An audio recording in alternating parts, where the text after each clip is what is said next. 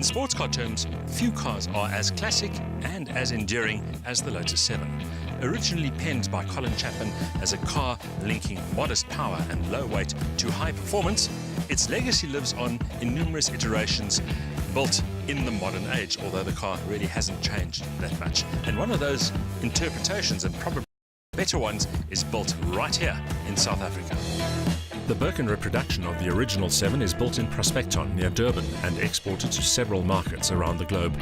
Originally designed and engineered by founder John Watson, it's now offered with a variety of engine and gearbox combinations. The Birkin offers petrolheads a thrilling and cost-effective alternative to fancier and much more expensive machinery. It's meant as a second or even a third car, as at home on a breakfast run as it is at a track day. And because it's low and light, even moderate speeds feel a lot quicker. Not much has changed since Chapman designed the original 7, but this is the wide-body Birkin XS, which is meant for taller, stouter drivers. The proportions, however, are still very much the same. The very tapered front end, the narrow fuselage and the muscular rear haunches. The result is a thoroughbred sports car shape with a timeless appeal that marries classic aesthetics to minimalist functionality. Yes, there is a canvas hood for weather protection, but it looks more like a small makeshift tent and is not only ugly and awkward to assemble, but not that effective in a downpour either. So the Birkin is really an open roadster, offering a level of visceral engagement that few, if any, exotics can equal, and the interior is very much part of that formula. The cockpit is a back-to-basics affair that suits the minimalist character of the Birkin.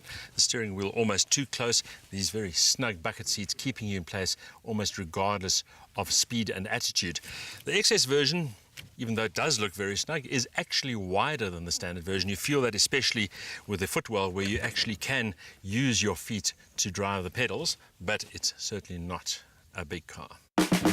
The XS version is 75mm longer and 100mm wider than the standard model, and those extra millimeters really make a big difference. You don't need to be a midget to get in and out without making a chiropractor appointment. Pedal spacing remains a problem though. The accelerator is too high relative to the brake pedal, making heel and towing awkward. The 7 has been offered with a variety of engines over the years, ranging from modest to outrageous. This particular example is powered by a Ford Duratec engine with fuel injection, producing 138 kilowatts of maximum power and 220 newton meters of torque. Now that doesn't really sound like a lot of power until you realize that the entire car weighs only 595 kilograms. As a result, the two-seater boasts an eye-watering power-to-weight ratio of 232 kilowatt per ton. By comparison, a Porsche 911 GTS comes in at just 215 kilowatt a ton. Add a snappy short-throw 5-speed gearbox, a chassis that accurately translates every bump and dip, and the kind of steering feel that modern cars simply cannot match, and the result is utterly intoxicating. The great thing about driving a Birkin is that you don't have to go that quickly to have fun.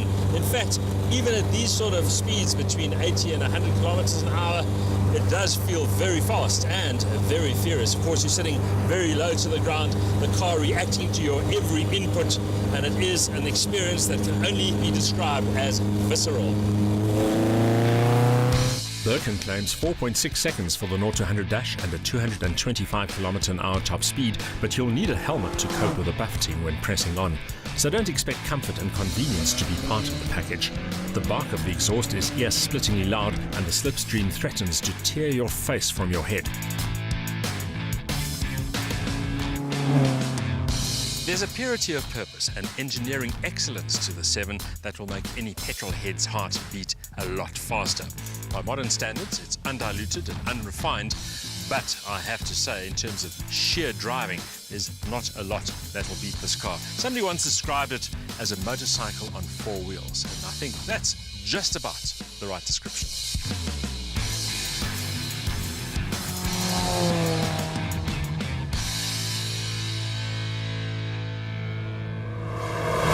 Sports cars don't get more authentic nor more engaging than this. A hugely responsive drivetrain, low weight and a lively chassis make for an intoxicating driving experience. But don't expect any mod cons nor much in the way of practicality. A car for dedicated petrolheads and driving enthusiasts only.